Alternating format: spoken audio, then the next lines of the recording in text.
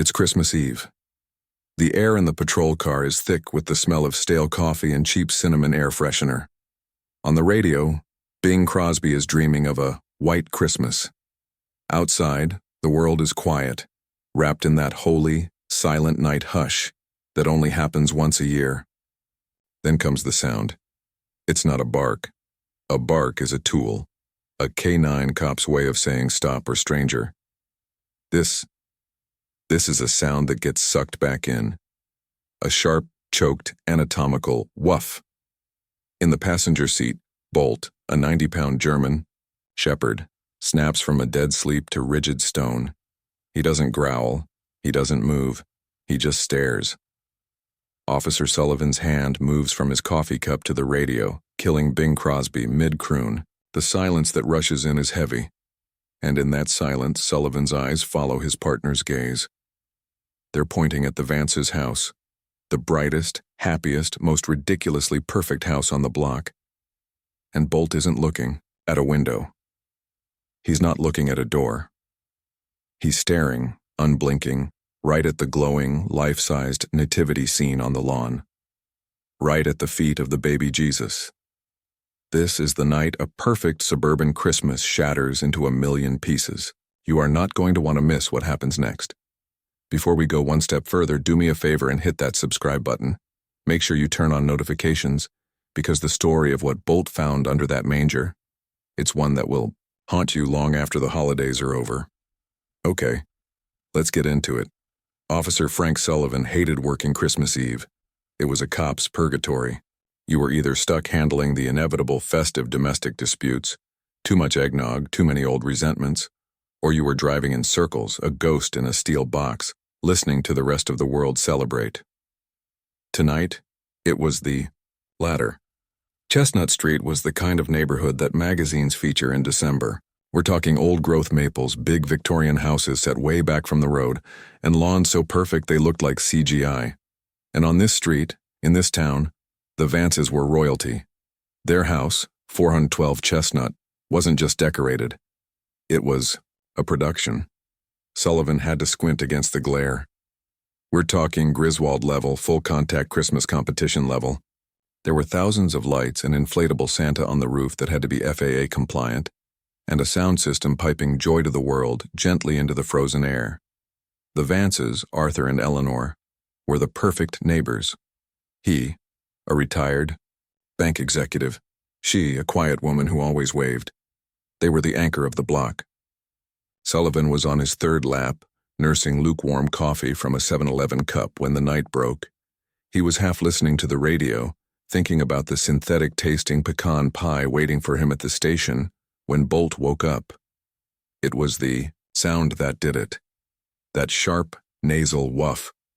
Sullivan's training slammed into place before his brain could even process the cognitive dissonance. His foot was off the gas, the music was off. His senses were cranked to 11. "What is it, boy?" he murmured, scanning. Bolt didn't respond. He was a statue. Hackles weren't raised, he wasn't showing teeth. This wasn't aggression. It was focus. A terrible, absolute focus. His entire 90-pound frame was coiled like a spring, his muscles bunched. His eyes were locked on the Vance's front yard. And then came the second sound. It was a whine, but not the I need to pee whine or the I see a squirrel whine. This was a low, vibratory hum deep in Bolt's chest. It was a sound Sullivan had only heard twice before in his entire career, once in a collapsed building, once in the woods by the reservoir. It was the signal he prayed he'd never hear. See? A canine partner has a different language for everything. A series of barks for a running suspect, a sharp yip for narcotics, a low, rumbling growl for a hidden threat. This sound, this was the HR signal. Human remains. Sullivan's blood went cold, flash frozen by the December air. "No," he whispered, mostly to himself. "Not here." He scanned the Vance's yard. It was a postcard, a sleigh, 8 tiny reindeer, a choir of illuminated angels, and the centerpiece, right in the middle, was the nativity scene. Life-sized porcelain figures, lit by a soft, reverent spotlight. Joseph, Mary, and the baby Jesus, in the manger surrounded by hay. "Bolt, easy," Sullivan said, his voice quiet. Bolt ignored him. He lifted his black nose, testing the air. The wind was blowing gently from right to left, carrying the scent from the Vance's lawn directly to the cruiser. Bolt's whine grew more insistent, that deep thrumming vibration. He wasn't asking, he was telling. Death. It's here. Okay, buddy. Sullivan's mind raced, trying to find a rational explanation. A dead deer? A raccoon that crawled under the display and died? But Bolt wasn't trained for deer. He was trained for human decomposition. The unique, complex chemical signature of it. And the dog was never, ever wrong. Sullivan's gaze followed the laser-straight line of Bolt's stare. Past the inflatable Frosty. Past the angels. Right to the manger. A sick, icy dread pooled in Sullivan's stomach. This was the Vances. This was Christmas Eve. You don't just walk onto the perfect family's lawn and start digging under their baby Jesus because your dog smelled something. This was the kind of move that ended careers. Bolt pawed at the reinforced glass of the passenger window, his whine climbing in. Pitch. He was agitated. He needed to get to the source. That decided it.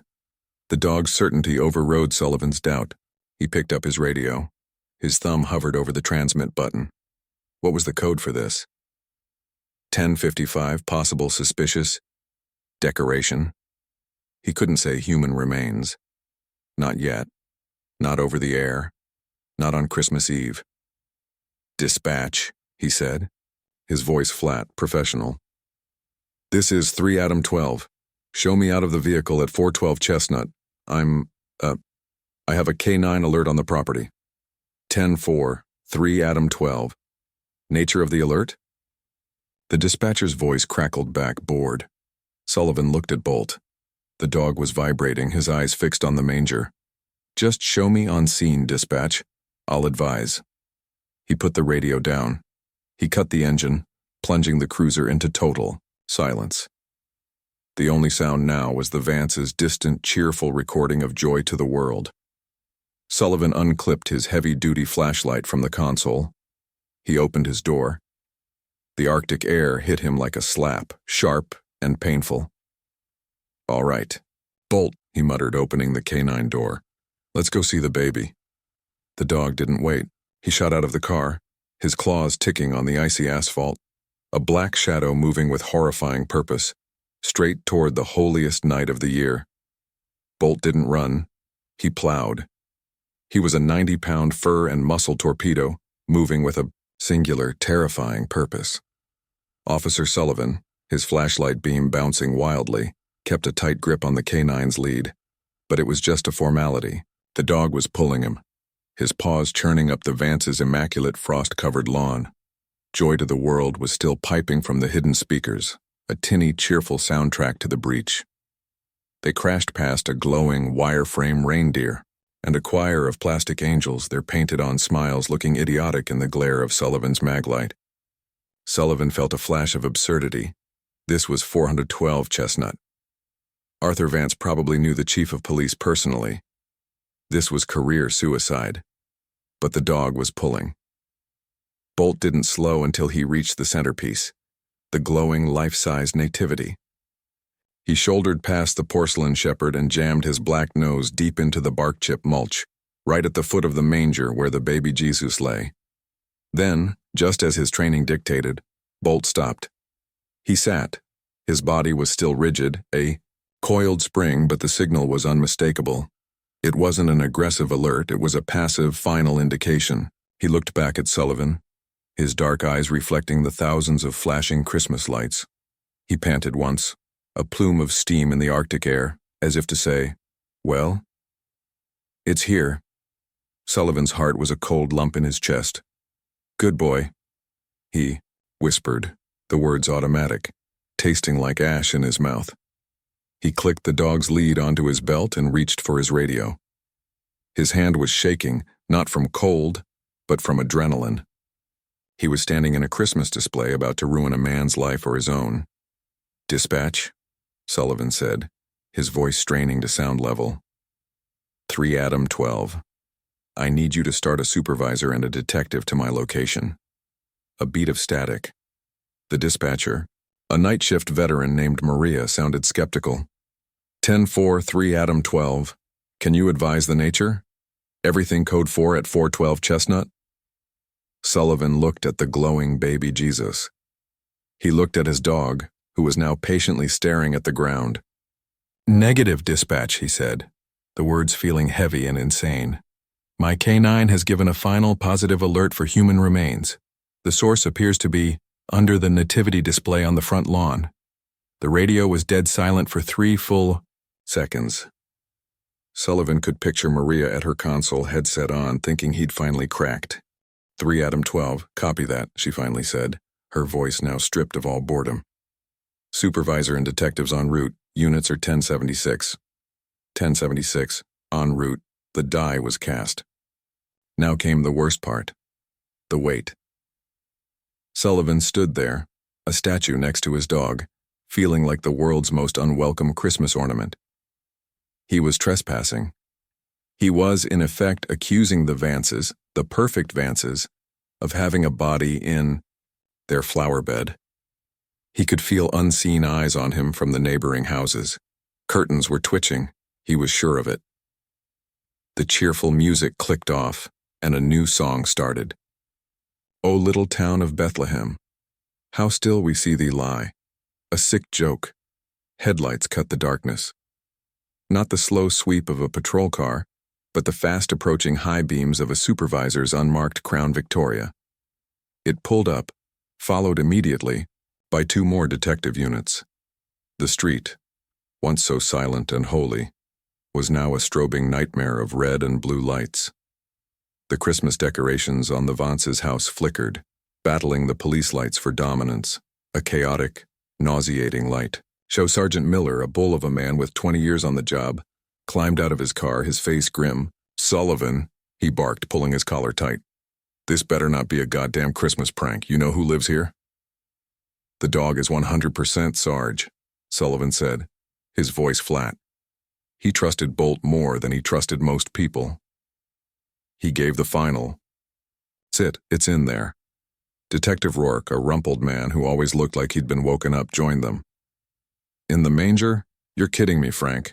A dead raccoon, maybe. He's not a raccoon dog, Rourke, Sullivan snapped. He's certified for HR. Miller sighed, the sound visible in the air. He looked at the house, then at the ground, then at Sullivan. All right, but we do this by the book, quietly. Rourke, you and I knock on the door. Frank, you stay with your dog. And for God's sake, see if you can find the plug for this music. But it was too late. The front porch light of 412 Chestnut clicked on, flooding the scene in a warm, welcoming yellow light. The front door opened, and that's when the first forensic van, the one they called the bone wagon, pulled up. The scene descended into a quiet, procedural chaos. Miller and Rourke were on the porch talking to Arthur Vance, whose face was a mask of polite confusion. The forensics team, dressed in quiet parkas, began to set up portable work lights. The sacred red and green of Christmas was replaced by the harsh, sterile white of halogen bulbs. They gently, almost reverently, lifted the porcelain figures of Mary and Joseph and set them on the lawn. They moved the manger itself. Bolt watched. Every second, his focus absolute. Okay, a forensic tech, a young woman named Chen, said. The dog alerted here? Sullivan pointed. Right there. He sat right where the manger was. Chen knelt. She took a soil thermometer and plunged it into the ground. It's frozen, but not deep. The mulch and the heat from the lights must have kept the worst of it off. They didn't use shovels. They used garden trowels and brushes like archaeologists.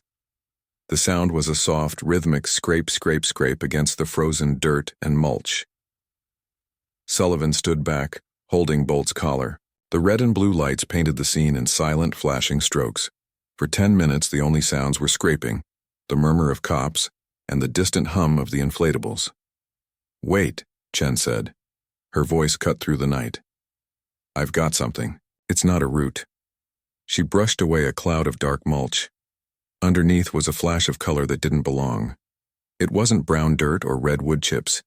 It was a faded, industrial blue. It's plastic, she said, her voice dropping. A tarp. A collective breath was held. The scraping became more frantic, the techs using their gloved hands to pull back the earth. The blue patch became bigger. It was folded. It was old, brittle, with golden age. Okay, Chen said, looking up at Miller. We're going to need to clear this. We're on a container. Miller nodded, his face pale. Do it. Chen and another tech found an edge. They pulled. The frozen ground cracked and fought them, but it gave way. With a sound like tearing canvas, a large section of the blue tarp was pulled back. The first thing they saw was dirt. Just a mound of darker, damper earth that had been protected by the plastic. Then, as Chen shined her high-powered flashlight into the shallow hole, the beam caught something. Something pale. Something smooth. It was the unmistakable, grinning rictus of a human skull.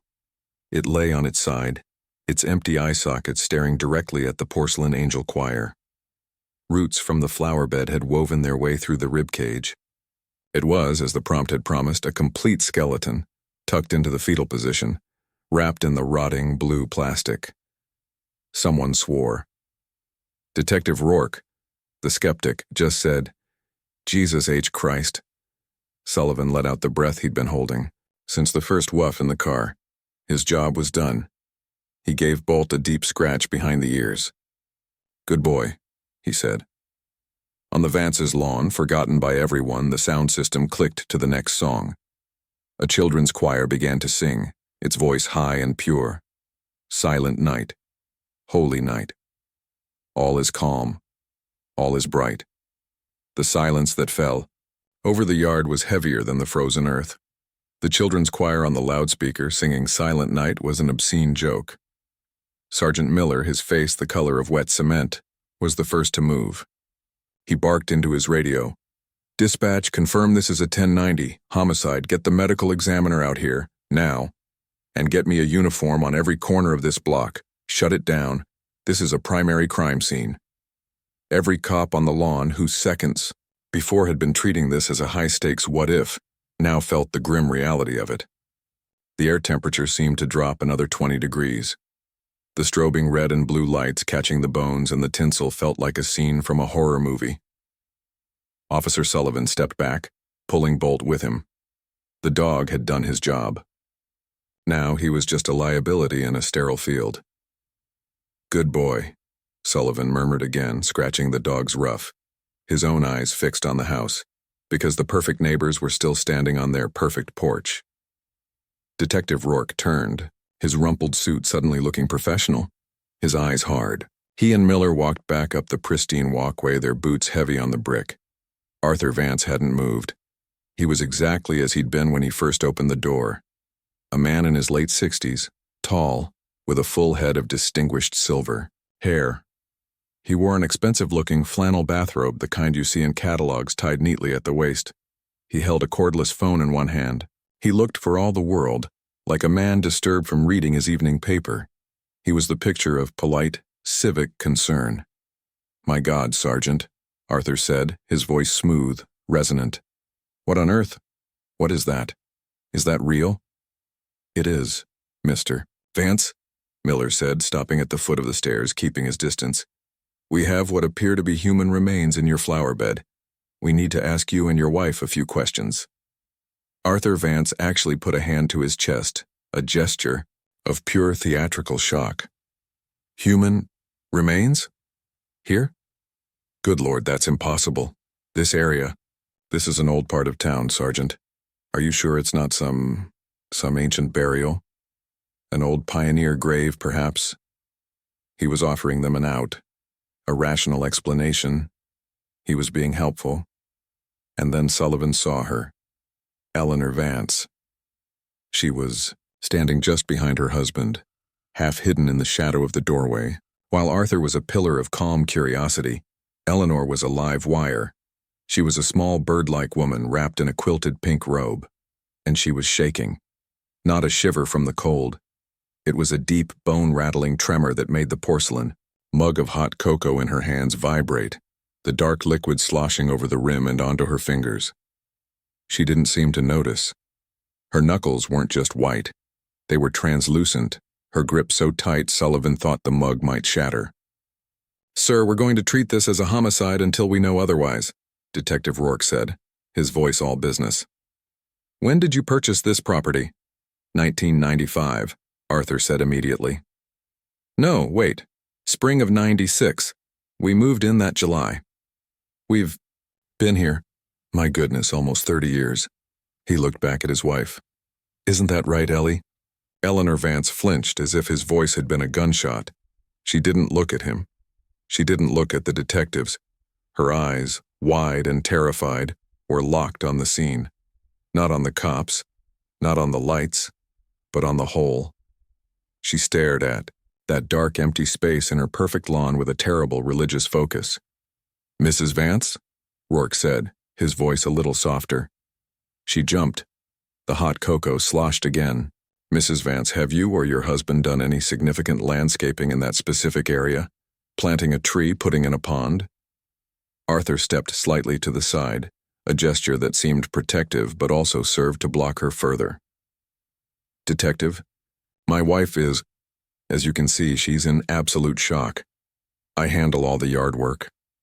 And no, that flower bed, it's been as it is since we bought the house. My predecessor, the man who sold us the house, his wife was an avid gardener. We simply maintained it. We would never disturb it. He was so smooth, so reasonable. He was the perfect witness, the perfect homeowner, victim of a grisly, inexplicable discovery. And you've never noticed any depressions in the soil? Anything unusual at all?" Rourke pressed. "Never," Arthur said with the finality of a judge. We string the lights there every Christmas. It's the center of the display. Eleanor always handles the nativity scene, don't you, dear?" He turned to her again. This time the question was directed and she had to answer. Eleanor's gaze tore away from the hole. She looked at her husband, then at the detectives. Sullivan, watching from 30 feet away, saw her swallow. Her throat worked, but no sound came out. She just gave a short, violent nod.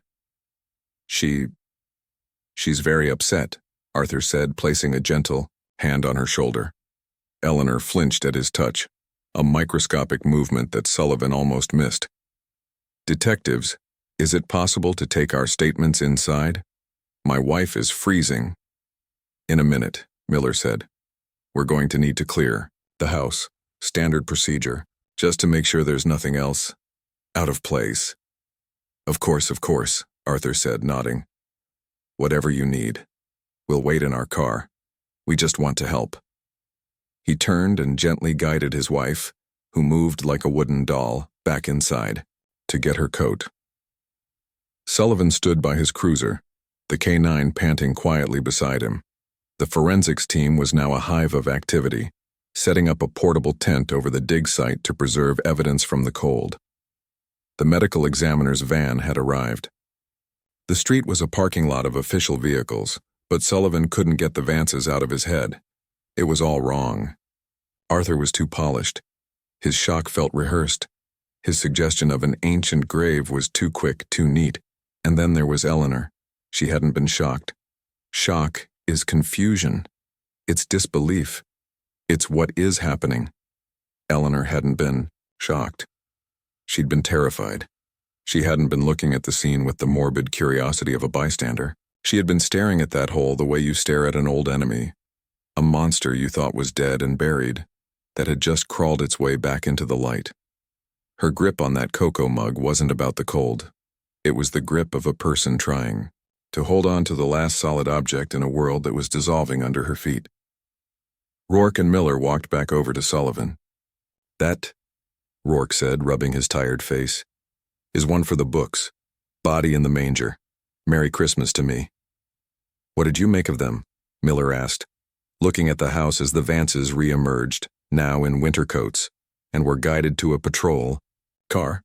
He's smooth, Rourke said. She's a wreck, but hell, wouldn't you be? You find a skeleton next to your baby Jesus. I'd be a wreck too. Maybe, Sullivan said quietly. Miller looked at him. You got something, Sullivan? Sullivan shook his head. It's just the dog, Sarge. He didn't just alert. He was frantic to get to that spot, like he really knew it was there. And then she wasn't looking at the skeleton, she was looking at the hole. Miller just grunted. Leave the detective work to the detectives, son. You and your dog did your part, and it was a hell of a find. Go write your report. You're done here. Sullivan nodded, popped the K9 door, and Bolt jumped in. As he drove away, the last thing he saw in his rearview mirror was the Vance's house. The thousands of lights were still twinkling ridiculously cheerfully against the flashing red and blue. But the porch light was off. The house was dark, and it looked less like a home and more like a tomb. Christmas ended. The lights on Chestnut Street, which had burned with such defiant cheer, were unplugged, boxed up, and put back in attics. The Vance's house, once a beacon, went dark. The media circus, which had descended on the neighborhood in a flurry of satellite trucks and reporters, asking neighbors how it felt to live next to a makeshift grave, packed up and moved on. The story of the Christmas skeleton had a 3-day shelf life, and then, like the holiday itself, it was over. But in the gray, sterile light of the county medical examiner's office, the case was just beginning. The skeleton, now known only as John Doe 1224, was laid out on a steel table. The ME's report was thorough, clinical, and a brick wall. The victim is a Caucasian male, estimated age 30-35, Detective Rourke read, summarizing the report for Sergeant Miller back at the precinct. Cause of death? Inconclusive, but the ME is flagging significant pre-mortem trauma to the left. Occipital bone. Blunt force, someone cracked him in the back of the head. So, a homicide. We knew that, Miller grunted, stirring his coffee. What else? That's where it gets thin. Rourke flipped the page. Victim has been interred for approximately 30 years, give or take a year. The roots, the soil, the tarp degradation, it all points to the mid-1980s. Mid-80s, Miller repeated. That's well before the Vances.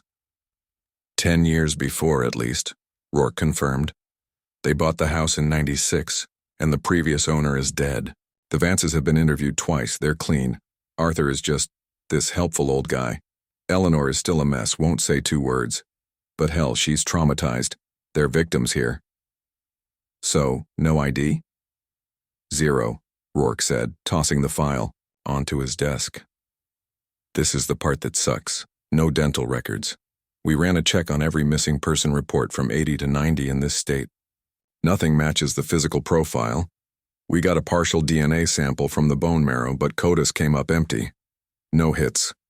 Facial reconstruction is in progress. But you know how those turn out. He'll look like a caveman. And just like that, the case died. It wasn't a failure of policing. It was a failure of time. 30 years is a lifetime. Witnesses move or die. Memories fade. Without a name, there is no case. There's no trail to follow, no jilted lover, no angry business partner. There is only an anonymous skeleton found in a flower bed. The Christmas skeleton file was stamped, suspended pending new leads. It was officially a cold case. For Miller and Rourke, it was on to the next. A liquor store robbery. A domestic dispute that went too far. The living took priority over the long dead. But Officer Sullivan couldn't let it go. He was a K9 handler, not a homicide detective. His job was to find, report, and move on. But this case felt different. It was his dog. It was his call. And it was the image of Eleanor Vance that was stuck in his head. He kept seeing her, not as the shocked neighbor, but as she was in that first moment. Her knuckles bone white on that cocoa mug, her eyes locked on the hole. It wasn't the shock of discovery. He'd seen that 100 times. It was the terror of resurfacing. Weeks bled into January. The city was bleak, the sky a permanent cold gray. Sullivan found himself altering his patrol routes. He didn't tell his sergeant. He just ended up on Chestnut Street. He'd drive by the Vance's house during the day. It looked normal. A car in the driveway, a newspaper on the porch. Then one night he saw it. It was the graveyard shift, 02:30 in the morning. The world was frozen and dead quiet. Bolt was asleep in the back, a low snore whistling from the kennel. Sullivan was nursing bitter gas station coffee, his eyes gritty with fatigue. He turned onto Chestnut Street, his headlights off, running silent. The Vance's house was a void, a black hole on the street. No porch light, no motion sensor, just darkness. But as his cruiser drifted past, his eyes adjusted to the dark, caught movement. Someone was on the lawn. Sullivan's foot hit the brake, his patrol car rolling to a silent stop. He squinted. It was her. Eleanor Vance. She was standing in the middle of the front yard, a place no one should be at 2:30 a.m. in the dead of winter. She wore no coat. Just that same thin quilted bathrobe she'd been wearing on Christmas Eve. The forensics team had, of course, refilled the hole. The city crew had laid a new, perfect rectangle of sod over the disturbed earth. In the dormant, frosty brown grass of the lawn, this patch of new dark green turf stood out like a freshly dug grave, and Eleanor Vance was standing right at the edge of it. She was absolutely motionless, a statue. Her arms were at her sides. She wasn't crying, she wasn't moving, she was just staring. Her head was bowed slightly, her gaze fixed on that patch of new grass. Sullivan sat in his cruiser for a full minute, the engine a low hum. The sight made the hair on his arm stand up. This wasn't grief. It wasn't shock. This was something else. A vigil? A penance? She looked like a guard, standing watch over a prisoner. Or a prisoner, standing watch over a grave. He should have done something. Flipped on his lights, rolled down his window. "Ma'am, are you all right? It's freezing out here." It would have been the proper community policing thing to do. But he didn't. He couldn't. He felt profoundly that he was interrupting something private and terrifying. He felt, with a cop's instinct that went deeper than any procedure, that if he spoke, the spell would break, and she would shatter. He put the car slowly into gear and rolled away, his eyes on her in the rearview mirror until she was just a small, dark shape in the gloom. The case was cold, but the scene was not. The detectives could file the paperwork, but Sullivan had the image. That woman, in the cold, in the dark, staring at the ground. He drove the rest of his shift with the heater on full blast, but he couldn't get the chill of that image out of his bones. He was haunted. And he knew, with an absolute terrifying certainty, that the case wasn't over. That woman on the lawn knew who was in that hole. And she was terrified of him or of what he represented. The Vances weren't victims. They were the center of the whole dark, silent story. Christmas ended. The lights on Chestnut Street, which had burned with such defiant cheer, were unplugged, boxed up, and put back in attics. The Vances' house, once a beacon, went dark. The media circus, which had descended on the neighborhood in a flurry of satellite trucks and reporters, asking neighbors how it felt to live next to a makeshift grave, packed up and moved on. The story of the Christmas skeleton had a 3-day shelf life, and then, like the holiday itself, it was over. But in the gray, sterile light of the county medical examiner's office, the case was just beginning. The skeleton, now known only as John Toe 1224, was laid out on a steel table. The ME's report was thorough, clinical, and a brick wall. The victim is a Caucasian male, estimated age 30-35, Detective Rourke read, summarizing the report for Sergeant Miller back at the precinct. Cause of death? Inconclusive, but the ME is flagging significant pre-mortem trauma to the left, occipital bone. Blunt force. Someone cracked him in the back of the head. So, a homicide. We knew that, Miller grunted, stirring his coffee. What else? That's where it gets thin. Rourke flipped the page. Victim has been interred for approximately 30 years. Give or take a year. The roots, the soil, the tarp degradation. It all points to the mid-1980s. Mid-80s, Miller repeated. That's well before the Vances. 10 years before, at least, Rourke confirmed. They bought the house in '96, and the previous owner is dead. The Vances have been interviewed twice. They're clean. Arthur is just this helpful old guy. Eleanor is still a mess, won't say 2 words. But hell, she's traumatized. They're victims here. So, no ID? 0, Rourke said, tossing the file onto his desk. This is the part that sucks. No dental records. We ran a check on every missing person report from 80 to 90 in this state. Nothing matches the physical profile. We got a partial DNA sample from the bone marrow, but CODIS came up empty. No hits. Facial reconstruction is in progress, but you know how those turn out. He'll look like a caveman. And just like that, the case died. It wasn't a failure of policing. It was a failure of time. 30 years is a lifetime. Witnesses move or die. Memories fade. Without a name, there is no case. There's no trail to follow. No jilted lover, no angry business partner. There is only an anonymous skeleton found in a flower bed. The Christmas skeleton file was stamped. Suspended pending new leads. It was officially a cold case. For Miller and Rourke, it was on to the next. A liquor store robbery. A domestic dispute that went too far. The living took priority over the long dead, but Officer Sullivan couldn't let it go. He was a K-9 handler, not a homicide detective. His job was to find, report, and move on. But this case felt different. It was his dog. It was his call. And it was the image of Eleanor Vance that was stuck in his head. He kept seeing her, not as the shocked neighbor, but as she was in that first moment. Her knuckles bone white on that cocoa mug, her eyes locked on the hole. It wasn't the shock of discovery. He'd seen that 100 times. It was the terror of resurfacing. Weeks bled into January. The city was bleak, the sky a permanent cold gray.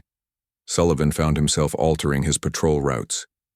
He didn't tell his sergeant. He just ended up on Chestnut Street. He'd drive by the Vance's house during the day. It looked normal.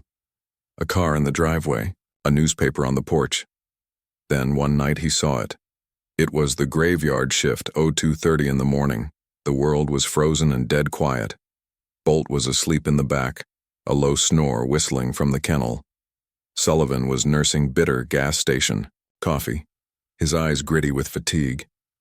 He turned onto Chestnut Street, his headlights off, running silent. The Vance's house was a void, a black hole on the street. No porch light, no motion sensor, just darkness. But as his cruiser drifted past, his eyes, adjusted to the dark, caught movement. Someone was on the lawn. Sullivan's foot hit the brake, his patrol car rolling to a silent stop. He squinted. It was her. Eleanor Vance. She was standing in the middle of the front yard, a place no one should be at 2:30 a.m. in the dead of winter. She wore no coat. Just that same thin, quilted bathrobe she'd been wearing on Christmas Eve. The forensics team had, of course, refilled the hole. The city crew had laid a new, perfect rectangle of sod over the disturbed earth. In the dormant, frosty brown grass of the lawn, this patch of new, dark green turf stood out like a freshly dug grave, and Eleanor Vance was standing right at the edge of it. She was absolutely motionless, a statue. Her arms were at her sides. She wasn't crying, she wasn't moving. She was just staring. Her head was bowed slightly, her gaze fixed on that patch of new grass. Sullivan sat in his cruiser for a full minute, the engine a low hum. The sight made the hair on his arm stand up. This wasn't grief, it wasn't shock, this was something else. A vigil? A penance? She looked like a guard, standing watch over a prisoner. Or a prisoner, standing watch over a grave. He should have done something. Flipped on his lights, rolled down his window. "Ma'am, are you all right? It's freezing out here." It would have been the proper community policing thing to do, but he didn't. He couldn't. He felt profoundly that he was interrupting something private and terrifying. He felt, with a cop's instinct that went deeper than any procedure, that if he spoke, the spell would break, and she would shatter. He put the car slowly into gear and rolled away, his eyes on her in the rearview mirror until she was just a small, dark shape in the gloom. The case was cold, but the scene was not. The detectives could file the paperwork, but Sullivan had the image. That woman, in the cold, in the dark, staring at the ground. He drove the rest of his shift with the heater on full blast, but he couldn't get the chill of that image out of his bones. He was haunted, and he knew, with an absolute, terrifying certainty, that the case wasn't over. That woman on the lawn knew who was in that hole, and she was terrified of him, or of what he represented. The Vances weren't victims. They were the center of the whole dark, silent story. Winter finally choked, giving way to a wet, reluctant spring. The thaw was slow. Then, all at once, April was a muddy, chaotic mess, and the whole town smelled of damp earth and fertilizer. On Chestnut Street, the rectangle of new sod on the Vances' front lawn, the burial plot, as the cops at the precinct now called it, had started to take root. The ugly green scar was knitting itself into the dormant grass, a secret fading back into the landscape. For Officer Sullivan, the case had become a low-grade infection. The file was in a cold case locker, but the image of Eleanor Vance, standing, a 2 a.m. vigil in her bathrobe, was permanently burned into his brain.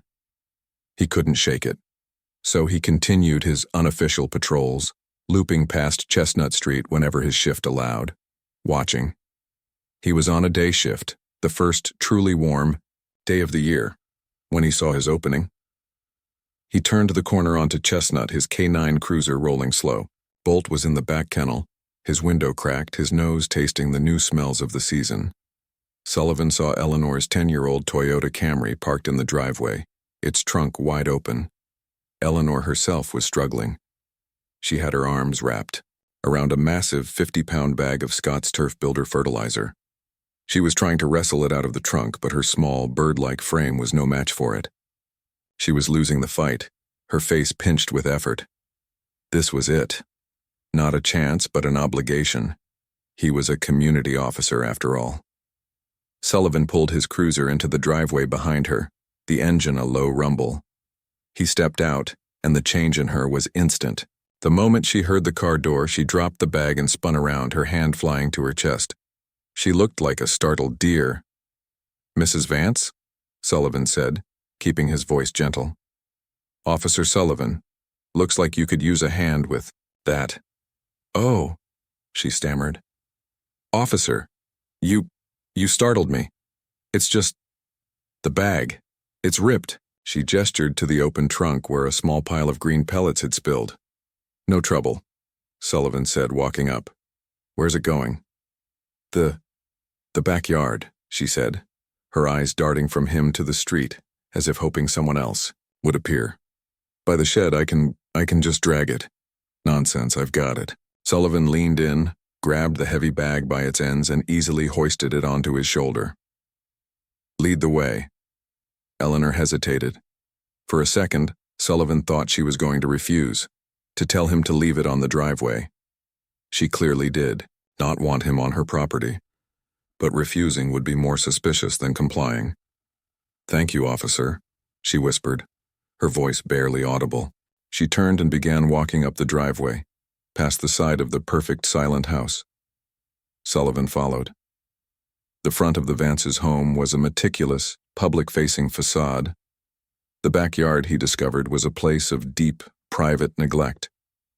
The contrast was stark.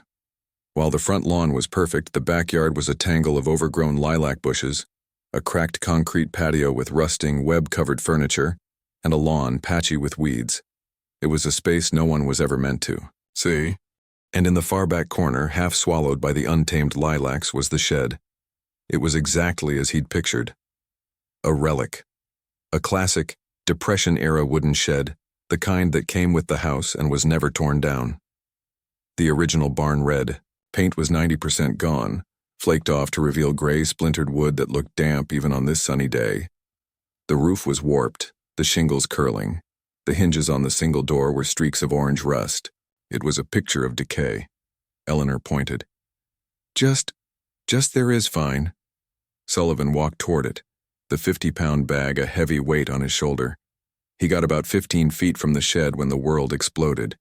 It wasn't the woof from Christmas. It wasn't the low vibratory whine of an HR alert. This was rage. Bark, bark, bark. Grrrl. From inside the cruiser, Bolt was launching himself, body and soul, against the reinforced steel of his kennel. Sullivan spun around. This wasn't an alert. This was a threat detection. This was the man with a gun bark, a violent, protective fury that Sullivan had only heard a handful of times. Bolt was a black and tan nightmare, hackles raised, teeth bared, saliva flecking the glass. He was trying to tear his way out of the car to get to... What? My God! Eleanor shrieked, dropping a smaller bag of mulch she'd been carrying.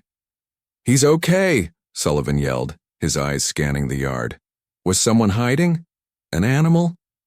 He fumbled for his key fob and hit the panic button, which rolled the windows up. The furious barking was instantly muffled, but the thump, thump, thump of the dog hitting the cage was still perfectly clear. I'm so sorry, Mrs. Vance, Sullivan said, his heart pounding. He must have seen a raccoon. He's very reactive to wildlife. But Sullivan's eyes weren't on her. They were on the shed. What had set Bolt off?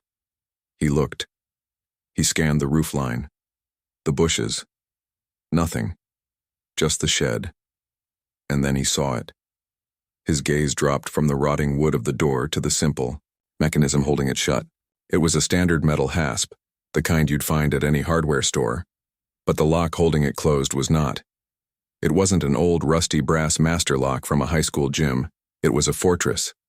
A massive discus-style padlock made of hardened, brushed steel.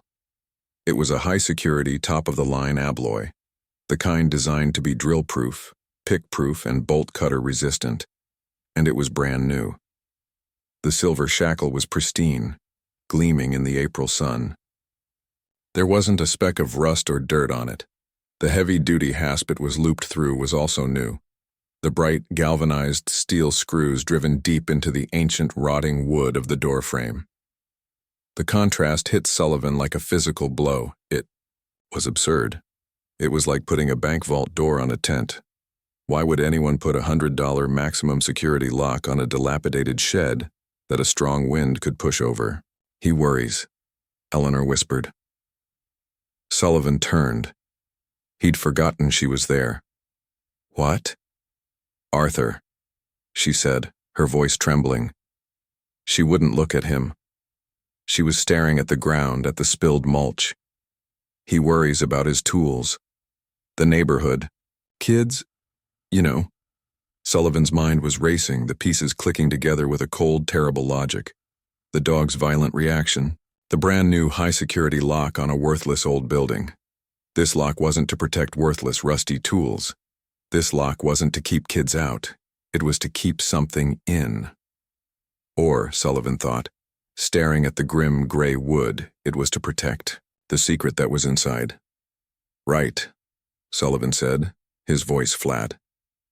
He let the 50-pound bag of fertilizer drop to the ground with a heavy thud. The tools. He turned and walked back to his cruiser, the muffled thump-thump of his partner still echoing from inside. The cold case had just become scorching hot. Sullivan drove away from 412 Chestnut Street with his heart hammering a new grim rhythm against his ribs. In the back, Bolt was silent, his work done. The dog had gone from furious, caged rage to a state of perfect watchful calm the moment Sullivan had stepped away from the shed. The threat was identified, the alert was given. Sullivan's mind was ablaze. The lock. The lock. You don't put a $100 drill-proof alloy lock on a rotted-out woodshed. You just don't. It was a contradiction so loud it was screaming. It was the modern-day equivalent of chaining a ghost. Eleanor's flimsy excuse, he worries about his tools, was pathetic. It was the worst lie he'd ever heard. He knew, with a certainty that went beyond evidence, that whatever was in that shed was the key to the skeleton in the flower bed. But a feeling doesn't get you a warrant. A cop's hunch and a high-security lock wouldn't get him past a rookie judge. A defense attorney would laugh it out of court. Probable cause required a link, a thread. The case was cold, suspended. He was just a K-9 handler. Going to his sergeant or Detective Rourke with this, they'd tell him he was obsessed. They'd tell him to go find a missing kid or a bag of dope. If he was going to do this, he was doing it on his own. That night, Sullivan didn't go home after his shift. He went to the basement of the central precinct. He went to the records room, a place that smelled like dust, old paper, and forgotten coffee. This was where files went to die. He signed the log, took a key, and walked back into the rows of high-density shelving. He needed to find a link. The ME said the victim died before the Vances bought the house. That had been the assumption that killed the original case. But what? If that assumption was wrong, the ME's timeline was approximately 30 years. Arthur Vance bought the house almost 30 years ago. The window was tight. He started not with the skeleton, but with the house. 412 Chestnut. The previous owner, the avid gardener, was deceased. His family was scattered. A dead end. Okay, new angle. He sat down at a rattling beige computer terminal. He wasn't looking for a criminal record. He was looking for a history. He ran a query on Arthur Vance. For an hour, he found nothing.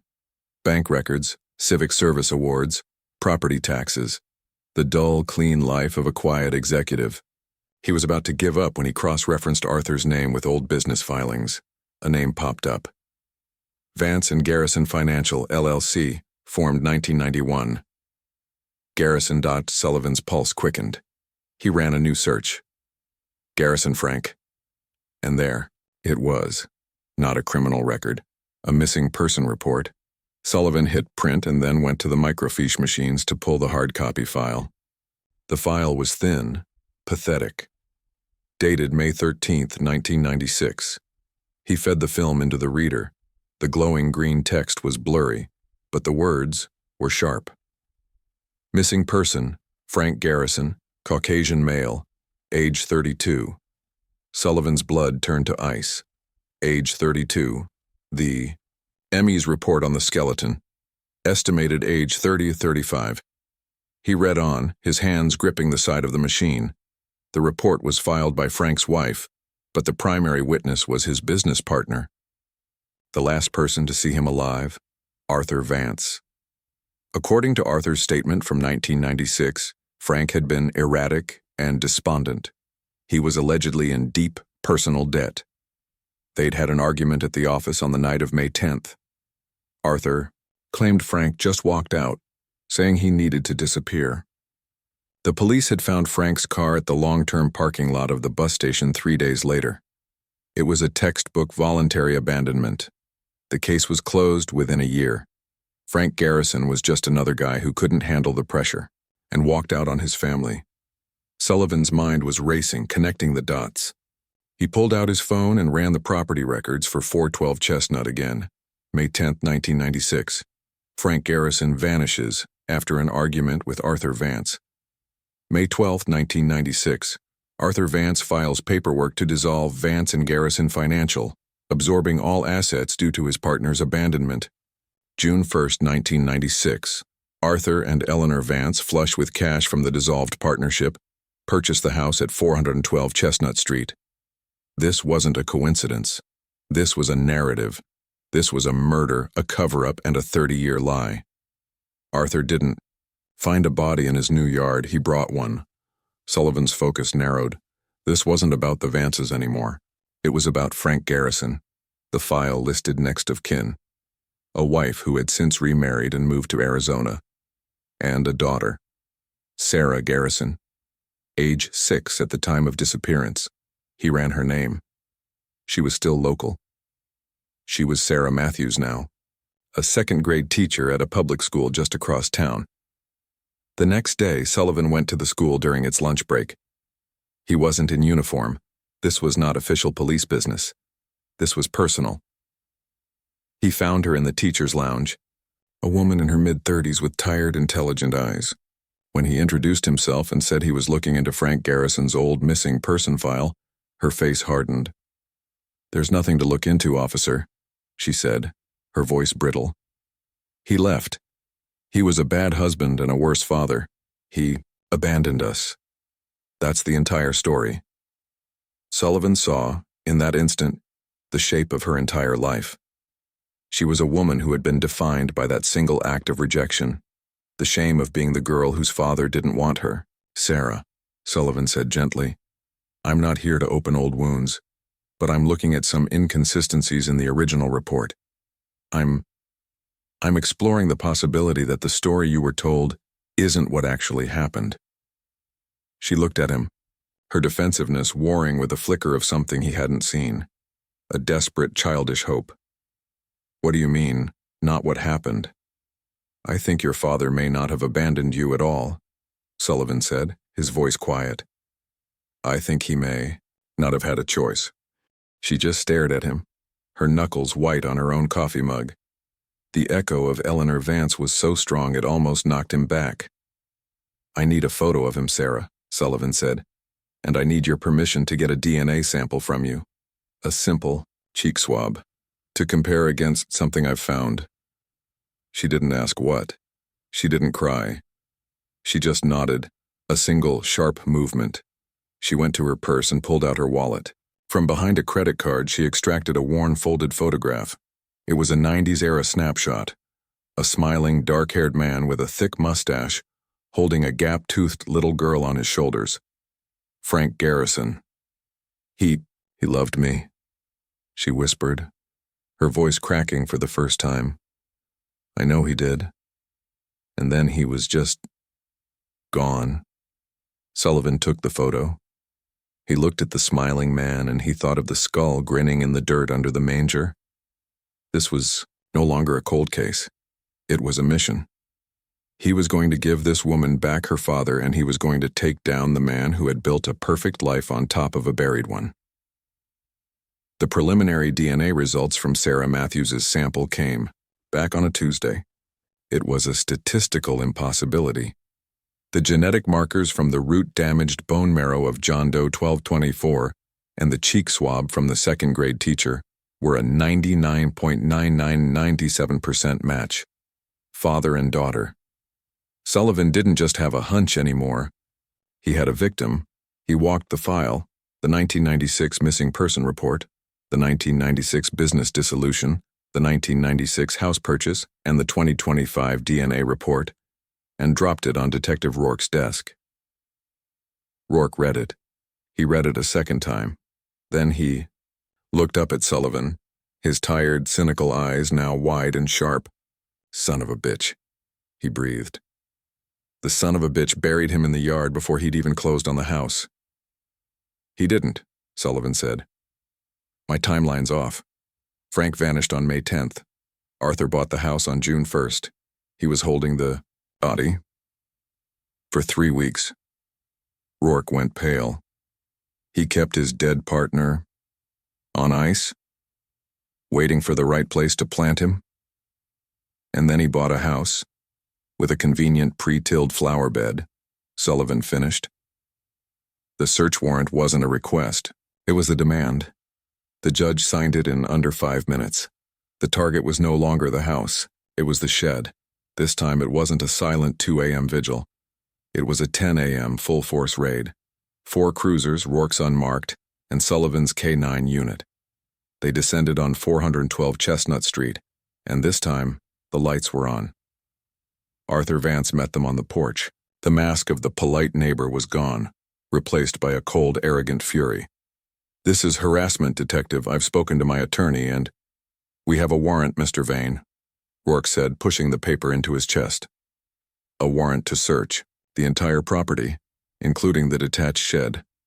We will be gaining entry." Behind Arthur, in the doorway, Eleanor stood. She was a ghost in a faded housecoat. Her eyes weren't on Rourke or the warrant. They were on Sullivan, and on the dog sitting at his side. When she saw Bolt, she made a small, broken sound and her hand went to her mouth. She knew what was happening. "The key to the shed, Mr. Vance," Rourke demanded, "or we cut the lock." "This is an outrage," Arthur blustered, but his voice was thin. "Cut it Rourke ordered. A uniformed officer produced a 36-inch pair of bolt cutters. He clamped them around the thick, hardened steel shackle of the brand-new high-security lock. Snap. The sound of the $100 lock breaking was as loud as a gunshot in the quiet, sunny yard. The lock fell to the patchy grass. The officer pulled the rusty hasp free and the ancient, rotting door creaked open. The smell hit them first, not decomposition. It was the smell of damp earth, mildew, rust, and 30-year-old bags of potash and lime. "All right, Sullivan," Rourke said, his hand on his weapon. "Your partner's up." Sullivan unclipped Bolt's lead. "Seek," he commanded. Bolt didn't search. He didn't check corners. He shot into the darkness of the shed like a cannonball, straight to the back left corner. He jammed his nose into the gap beneath a heavy, dark wood footlocker, snorted once, that sharp woof, and then sat.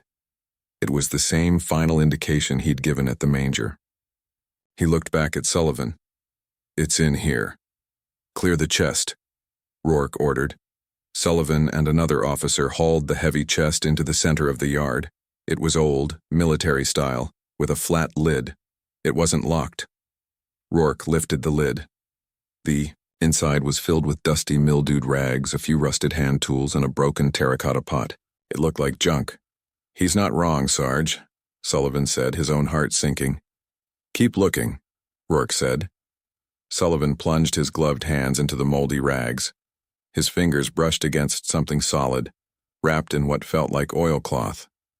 He pulled it out. It was a small bundle. He carefully unwrapped the stiff, cracked cloth. Inside was a man's bifold wallet. It was bloated and deformed by 30 years of moisture, the leather peeling. Sullivan's hand was shaking. He opened it. The old plastic window of the driver's license was yellowed and opaque, but the photo was still visible. A smiling, dark-haired man with a thick mustache. The name, printed in the faded blue of the 1990s, Frank R. Garrison. "We got him," Rourke whispered. "ID." But that wasn't all. Tucked in the same oilcloth separate from the wallet was a single laminated photograph. Sullivan picked it up. His blood ran cold. It was Frank Garrison, his arm slung happily around. A woman. A young, beautiful woman with a bright, unguarded smile, her head resting on his shoulder. It was a young Eleanor Vance. "Arthur," Rourke said, his voice dangerously quiet. He turned, holding the photo. "What is this?" Arthur Vance was a statue of ice. He said nothing. But Eleanor broke. It wasn't a cry. It was a wail. A 30-year-old sound of grief and terror that tore out of her throat. She collapsed onto the cracked concrete patio, her body folding. He was mine," she shrieked, the words ripping the quiet morning apart. "He was mine." "Eleanor, be silent," Arthur commanded, his voice a blade. "No," she screamed at him. "No more, you! The confession was a flood, it was an exorcism. "We were leaving," she sobbed, rocking on the ground. "We were in love. You were just a bank, a cold, empty house. Frank and I, we were going to be free. That night, we were meeting here, right here." She pointed a shaking finger at the very spot where Sullivan had dropped the fertilizer. "But he knew," she whispered, her eyes finding Arthur's. "You knew. You were waiting. In the dark. By the shed. Frank came. And you, with the shovel." She made a violent, striking motion with her arm. "You hit him. And he just fell. You killed him." The yard was dead silent. The cops. Rourke. Sullivan. Everyone stared, frozen at this 30-year-old murder played out on the patio. "And you made me watch," Eleanor choked, the words laced with a venomous hysteria. "You made me watch you drag him. You dug the hole. In her flower bed, the old owner's. You buried him." She paused, and a new, terrible, insane clarity came into her eyes. She looked at Sullivan. "But that wasn't the punishment," she whispered, a horrifying, conspiratorial smile touching her lips. "The murder. That was just for him.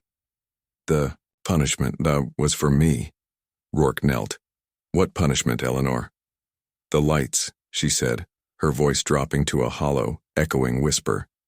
The Christmas display. It was his idea. The first year. He said, we must honor the spot, Ellie. He said, we have to make it beautiful. He made me design it. He made me put the manger, the holy baby, right on top of him, every single year. She began to laugh, a high, broken sound. For 30 years. He made me decorate his grave. He made me kneel in the snow and honor the baby, right where he buried my love. It was his joke. It was his perfect private Christmas joke. The truth landed. This wasn't just a murder. It was a 30-year-long act of psychological torture, hidden behind the brightest, most festive house on the block. Arthur Vance, seeing his masterpiece revealed, just stared at his wife with a look of pure, unadulterated hatred. Rourke stood up. He pulled his cuffs from his belt. Arthur Vance, he said, his voice shaking with a cold rage. You are under arrest for the murder of Frank Garrison. The arrests were a quiet, grim formality. Arthur Vance didn't resist. As Rourke clicked the handcuffs onto his wrists, the cold, arrogant mask didn't just crack, it vanished.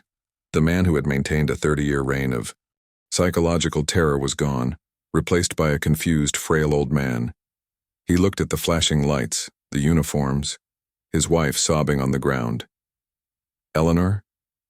He said, his voice thin and reedy, looking past the cops. Eleanor, did we forget to turn on the sprinklers? The lawn It looks dry, dear. Rourke paused, cuffs halfway on. Mr. Vance, do you know where you are? Arthur looked around, bewildered. Is it Christmas again? The lights aren't on. Why aren't the lights on? It was dementia. Fast onset, or perhaps he'd been hiding it for years. His cruel secret, the one thing keeping his mind sharp. The monster had slipped away, leaving an empty, bewildered shell behind. It was the ultimate final escape from justice. Doesn't matter, Rourke muttered, cinching the cuffs. He was sane when he swung the shovel. A female officer gently helped Eleanor to her feet. Ma'am, you need to come with us. Yes, Eleanor whispered. Yes, I will.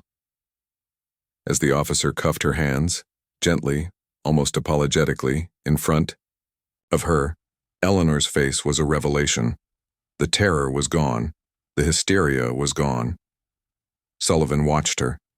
As she was led to a separate cruiser, she stood up straight. Her chin was up.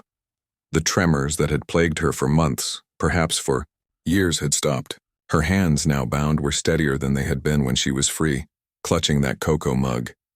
She looked light, as if the steel cuffs weren't a restraint, but the key that had finally unlocked the 500-pound chain she'd been dragging for 3 decades.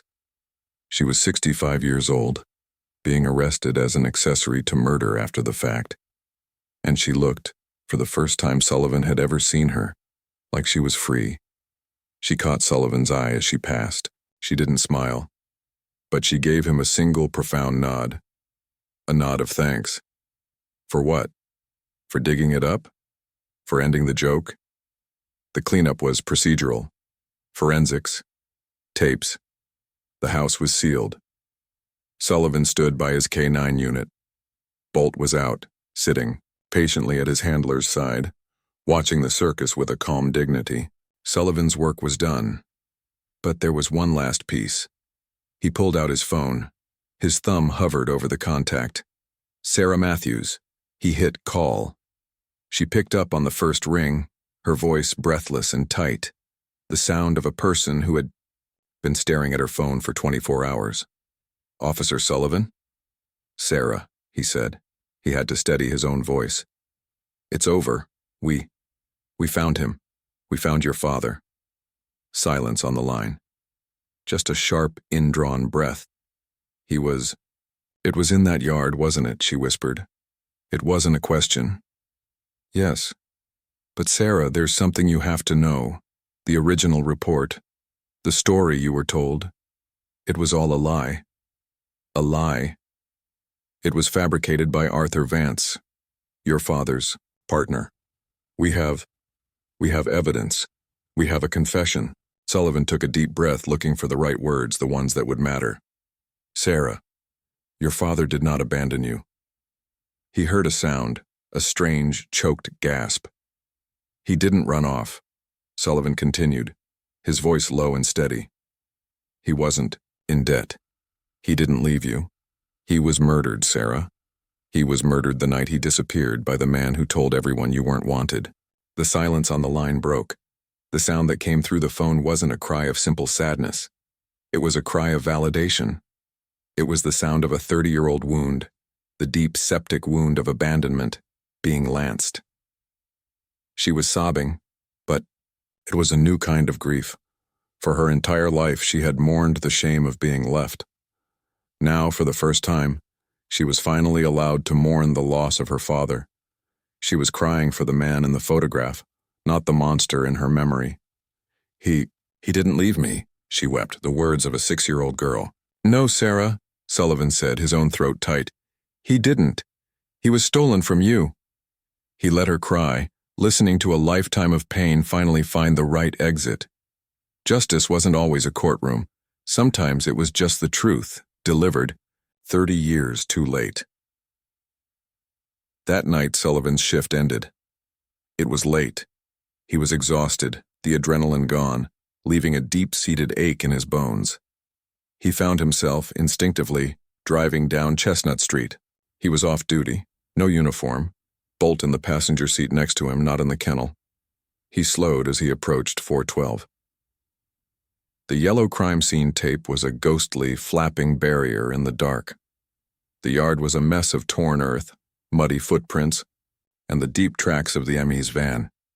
But the most profound thing was the absence. For the first time in 30 years, the house was dark. No thousands of twinkling lights. No inflatable Santa, no angels, no joy to the world piping from hidden speakers. The timers were unplugged. The breakers were off. The circus was over. It was just a house. A dark, sad, empty box on a quiet street. The oppressive, maniacal cheer was gone, and in its place there was finally peace. It was no longer a monument to a private joke. It was just a crime scene. Bolt, in the seat next to him, let out a low woof. A soft sigh. He was looking at the house. Sullivan reached over and gave the dog a deep, vigorous scratch behind the ears. The dog leaned into it, his eyes closing. "Good job, buddy," Sullivan whispered, his voice rough with emotion. "You did good.